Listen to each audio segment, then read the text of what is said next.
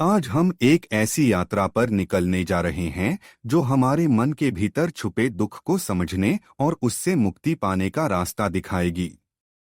यह कहानी है एक संत की, एक साधक की, जिन्होंने न केवल अपने जीवन को दुख से मुक्त किया बल्कि दुनिया को एक ऐसा संदेश दिया जो आज भी हमारे लिए प्रेरणा का स्रोत है। उनका नाम था रमण महर्षि। उनकी बातें, उनके विचार हमारे लिए एक दीपक की तरह हैं जो हमें अंधेरे से निकालकर प्रकाश की ओर ले जाते हैं।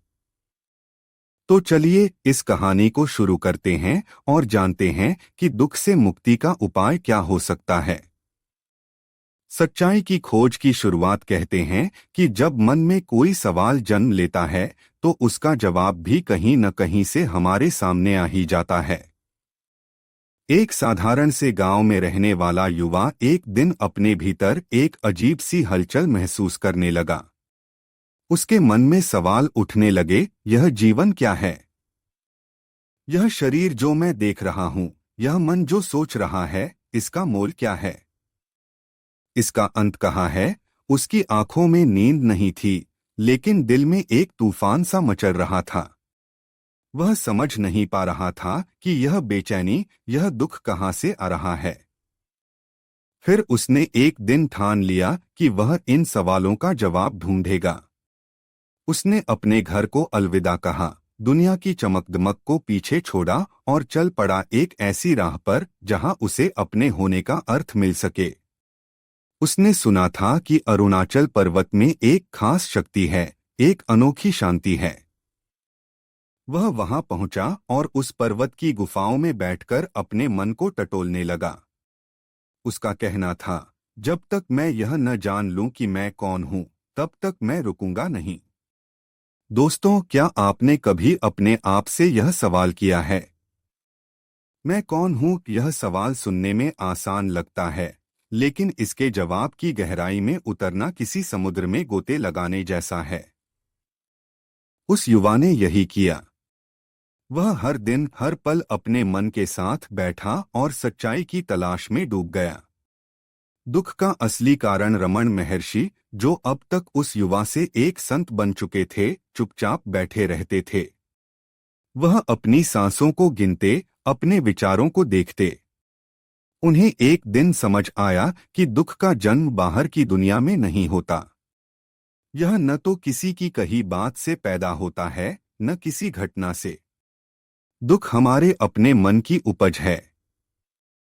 वह कहते थे, मन ही सुख का कारण है और मन ही दुख का कारण है। एक बार उनके पास एक साधक आया।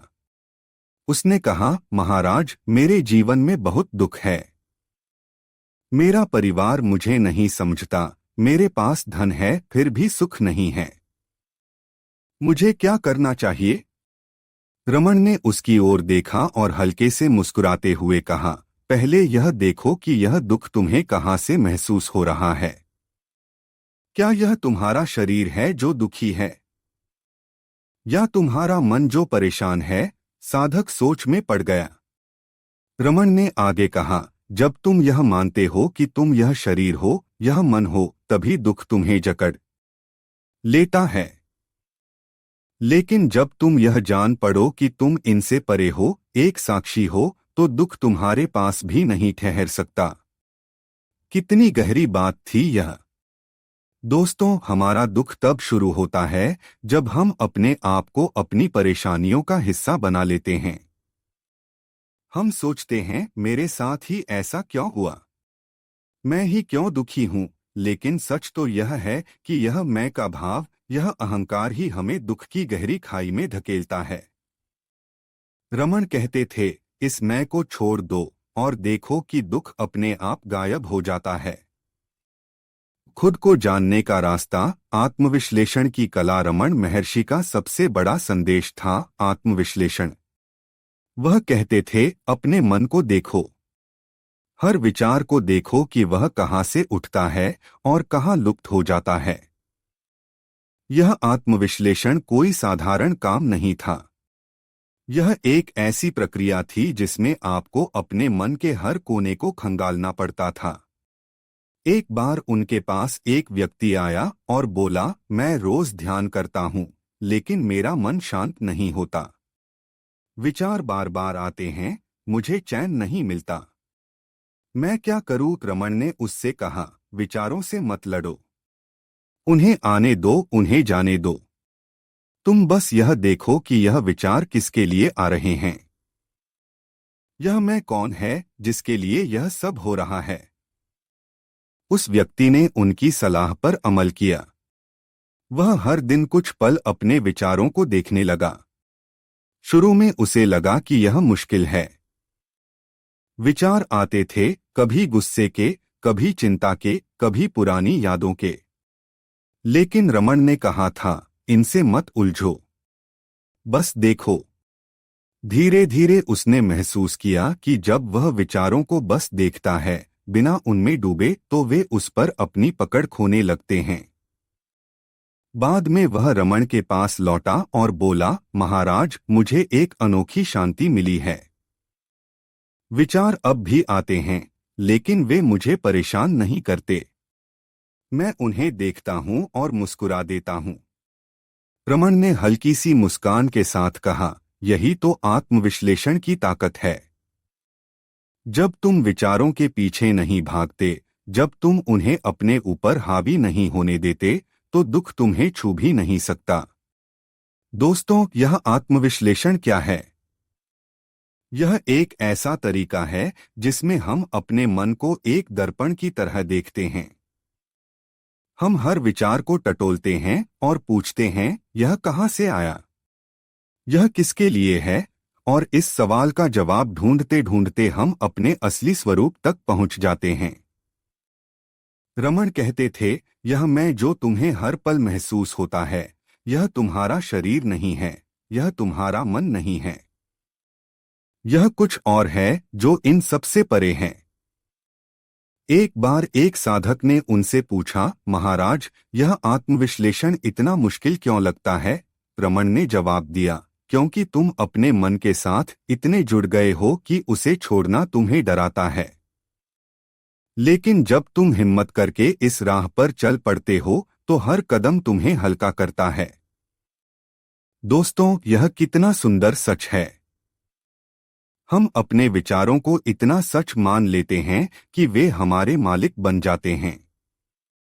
लेकिन आत्मविश्लेषण हमें यह आज़ादी देता है कि हम अपने मन के गुलाम न रहें। हम हर विचार को देखें, उसे परखें और फिर उसे जाने दें। यह प्रक्रिया आसान नहीं है, लेकिन इसके लिए धैर्य चाहिए, अभ्यास चाहिए। और जब हम इसमें माहिर हो जाते हैं, तो हमें एहसास होता है कि दुख हमारे मन की बनाई एक कहानी थी, जिसे हम सच मान बैठे थे। आत्मविश्लेषण का अभ्यास, रमन महर्षि कहते थे कि आत्मविश्लेषण कोई एक दिन का काम नहीं है। यह एक सतत यात्रा है। वह सुझाव देते थे कि हर दिन कुछ पल अपने लिए निकालो। बैठो, आंखें बंद करो और अपने मन को देखो। एक बार एक महिला उनके पास आई और बोली, मेरे पास समय नहीं है। घर है, बच्चे हैं, काम है। मैं यह आत्मविश्लेषण कैसे करूं? रमन ने कहा, तुम्हें गुफा में बैठने की जरूरत नहीं है। जब तुम अपने काम कर रही हो, तब भी अपने विचारों को देख सकती हो। जब गुस्सा आए, रुककर पूछो, यह गुस्सा किसके लिए है? जब चिंता आए, पूछो, यह चिंता कहाँ से आई? यह सुनकर महिला को राह दिखी। उसने कोशिश शुरू की। वह अपने रोजमर्रा के कामों के बीच भी अपने मन पर नजर रखने लगी। कभी बच्चे की शरारत पर गुस्सा आता, तो वह रुकती और सोचती, यह गुस्सा मेरे लिए है या बच्चे के लिए? धीरे धीरे उसे समझ आया कि यह गुस्सा उसके अपने मन की देन था और वह उसे छोड़ सकती थी। उसने बाद में रमन से कहा, महाराज, यह अभ्यास मेरे जीवन का हिस्सा बन गया है। अब मैं दुख को जल्दी पकड़ लेती हूँ और उसे जाने देती हूँ। रमन ने कहा, यही आत्मविश्लेषण का जादू है। यह तुम्हें अपने मन का मालिक बनाता है। दोस्तों, हम भी इसे अपने जीवन में आजमा सकते हैं। हर बार जब कोई नकारात्मक भावना आए, रुकें। उससे सवाल करें, कि तू कौन है? तू कहां से आया? और आप देखेंगे कि वह भावना धीरे धीरे कमजोर पड़ने लगती है। जीवन को सरल बनाने की कला। रमन महर्षि का मानना था कि जीवन को जटिल बनाना हमारी सबसे बड़ी गलती है। वह कहते थे, जो है उसे स्वीकार करो, जो नहीं है उसके लिए आंसू मत बहाओ। एक बार उनके पास एक धनी व्यापारी आया। वह बोला, मेरे पास सब कुछ है, धन, परिवार, सम्मान, फिर भी मुझे लगता है कि कुछ अधूरा है। मैं सुखी क्यों नहीं हूं? रमन ने उससे पूछा, तुम्हें क्या लगता है कि तुम्हें सुख देगा? व्यापारी बोला, शायद और धन, या शायद और ना। रमन हंसे और बोले, तुम जितना बाहर की चीजों के पीछे भागोगे, उतना ही दुख तुम्हारे हिस्से आएगा। सुख बाहर नहीं, तुम्हारे भीतर छुपा है, उसे खोजो। यह सुनकर व्यापारी चुप हो गया। उसने सोचना शुरू किया कि क्या सचमुच वह अपने भीतर की शांति को भूल गया था। उसने रमन की बात पर ध्यान दिया और धीरे धीरे अपने मन को समझने की कोशिश की। कुछ महीनों बाद वह फिर लौटा और बोला, महाराज, अब मुझे समझ आया। मैं जितना कम चाहता हूँ, उतना ही सुखी महसूस करता हूँ। मेरा मन हल्का हो गया है। दोस्तों, यह कितना सच है हमारे लिए भी। हमारी इच्छाएं हमें जकड़ती हैं। हम सोचते हैं कि एक घर चाहिए, फिर एक बड़ा घर, फिर कुछ और। लेकिन हर बार जब वह चीज मिलती है, हमारा मन फिर कुछ नया मांगने लगता है। रमन कहते थे, इच्छाओं का त्याग करो और दुख अपने आप दूर भागेगा। यह सुनने में कठिन लगता है, लेकिन जब हम इसे आजमाते हैं तो हमें एहसास होता है कि सच्चा सुख कितना पास है। प्रकृति से लिया सबक। रमन महर्षि को प्रकृति से गहरा लगाव था। वह अरुणाचल की पहाड़ियों में रहते थे, जहां हवा में शांति बहती थी और पेड़ों में जीवन नाचता था। वह कहते थे, प्रकृति हमें सिखाती है कि बिना शिकायत के कैसे जिया जाए। पेड़ हवा के झोंकों के साथ झुकते हैं, लेकिन टूटते नहीं। नदी बहती है, लेकिन अपने रास्ते से भटकती नहीं। एक बार उनके पास एक साधक आया और बोला, मुझे बहुत गुस्सा आता है। छोटी छोटी बातों पर मेरा मन बेकाबू हो जाता है।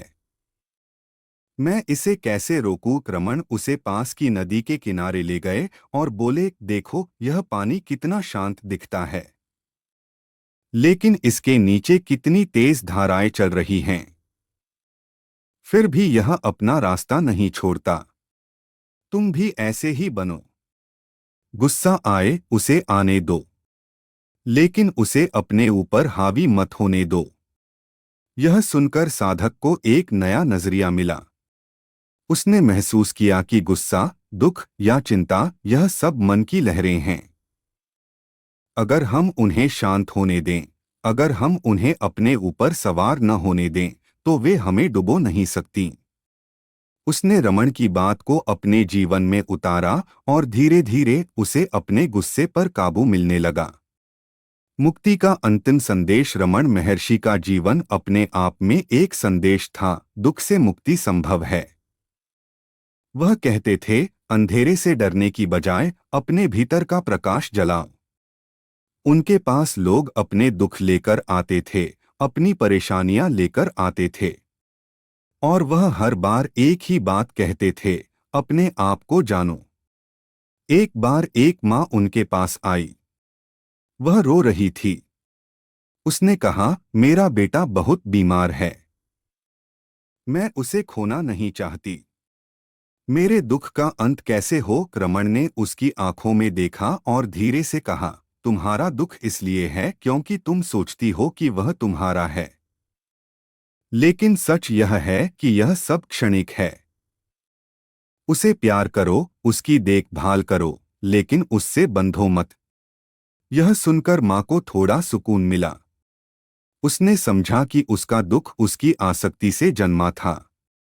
दोस्तों, रमण महर्षि का यह संदेश आज भी हमारे लिए उतना ही प्रासंगिक है। हम दुखी तब होते हैं जब हम चीजों को अपने हिसाब से चलाना चाहते हैं। लेकिन जब हम स्वीकार करना सीख जाते हैं, जब हम यह समझ जाते हैं कि हमारा असली स्वरूप इस मन और शरीर से परे है, तो दुख हमारे पास टिक नहीं पाता। तो आइए आज से एक नई शुरुआत करें। अपने मन को देखें, अपने विचारों को समझें। आत्मविश्लेषण की इस कला को अपनाएं।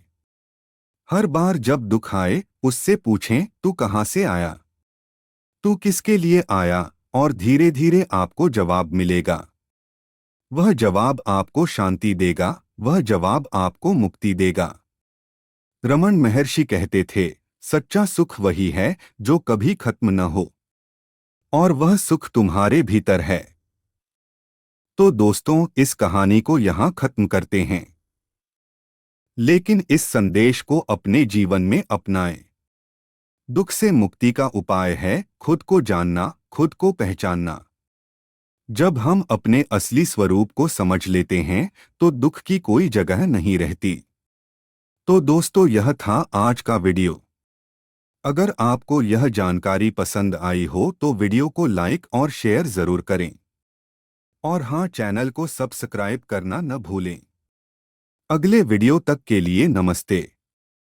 धन्यवाद।